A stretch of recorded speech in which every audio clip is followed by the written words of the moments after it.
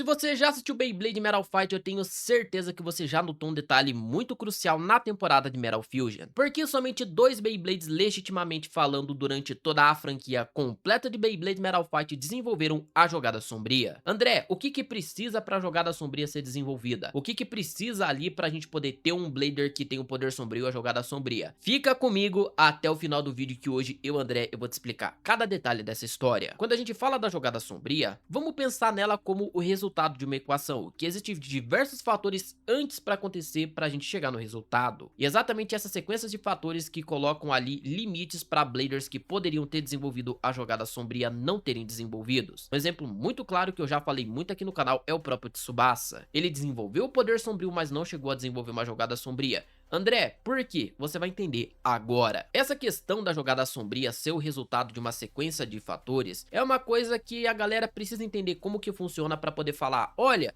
tal Blader tinha o desejo sombrio, ele poderia ter desenvolvido. Não é bem assim. Primeiramente, a jogada sombria, ela requer um coração puro. Puro pro lado do bem? Não. Puro de sentimento, um sentimento genuíno, que fica melhor de explicar. Que sentimento genuíno é esse? Ódio, estresse, amor, o que é a base que a gente vê de diversas jogadas especiais, da energia do próprio Blader e tudo mais. No caso do Ryuga e do Raid, eles compartilham o mesmo sentimento de ódio, destruição, de medo, que isso daí faz o coração deles pulsar um pouco mais forte. André, mas o Tsubasa também teve isso, o Damian teve isso, o próprio Argo Garcia também teve isso. O caso do Argo é um caso que quando a gente analisa, você vê que ele tem o desejo sombrio dentro do coração por conta dessa estrutura que ele cresceu, da realidade da favela brasileira, que eu discordo pra cacete de ser colocado isso no anime, mas enfim, da vida que ele tomou, e que se ele tivesse ali uma estrutura diferente, ele nunca teria desenvolvido. Tanto que tem uma fala dele que ele diz assim, imagina a gente treinando aí, alguma coisa assim, imagina a gente treinando aí, imagina a gente nesse lugar. Ele tinha na verdade era um sentimento não de rancor, mas aquele sentimento de desigualdade, o que não se compara ao Raid e ao Ryuga. Ambos os dois, eles possuem um desejo genuíno de causar destruição e medo, porque isso alegrava o coração deles. Então a gente já tem aí o primeiro fator para desenvolver a jogada sombria. O segundo fator é um fator que é o crucial para poder dividir essas águas, para colocar quem é do lado A, lado B do lado B. O segundo fator principal, que talvez ali é o que mais vai ser notório para desenvolvimento da jogada sombria, é o fator do Beyblade possuir peças que causam dano intencional. Aquelas peças que você sabe que tá ali simplesmente para poder causar o máximo de dano possível, sem colocar ali um limite. No caso do Lightning L Drago, ele girava para a esquerda. Isso já é um fator que aumenta em muito o poder de ataque. E em conjunto com os 3 dragões da roda de fusão, a gente sabe que aquilo ali causava um dano massivo. Tanto que a Madoka fala que um grande poder do L Drago, com os 3 dragões e a rotação para a esquerda, tinha um poder de ataque muito maior do que muito Blader da temporada de Metal Master. Isso, galera, que eu nem coloquei o fator do poder sombrio nativo do L Drago, tô colocando somente as características físicas do Beyblade. O caso do Raid é um caso que quando a gente analisa essa questão e a gente pensa, opa, isso daqui é um caso interessante. É o fato do Raid ele possuir um Beyblade que tinha um poder de defesa extremamente alto e um poder de ataque extremamente colossal. É quase como se ele fosse uma muralha extremamente densa e ele possuísse um contra-ataque fenomenal. O fato do eixo de rotação SW145 mudar de posição e esse eixo de rotação se transformar numa máquina massiva de dano já mostra que o Poison Serpent ele nunca mostrou as suas verdadeiras presas, além de algumas batalhas. Você vê que o Poison Serpent ele é um Beyblade que durante muito tempo ele aguenta ataques fortes como o do Rock Ares, ele aguenta ataques extremamente fortes como o do Pegasus e principalmente do Flame Sagitário. A questão, senhores, é que quando a gente trabalha esse fato do Raid ser um personagem que ele sabe muito bem a hora de atacar, demonstra que de fato ele é uma cobra, que ele aguenta o que ele tem que aguentar e ele dá o bote na hora certa. E juntando essas duas características principais, você entende o porquê que somente esses dois na temporada de Metal Fusion puderam desenvolver. O caso do Tsubasa é um caso que a gente analisa e fala o seguinte,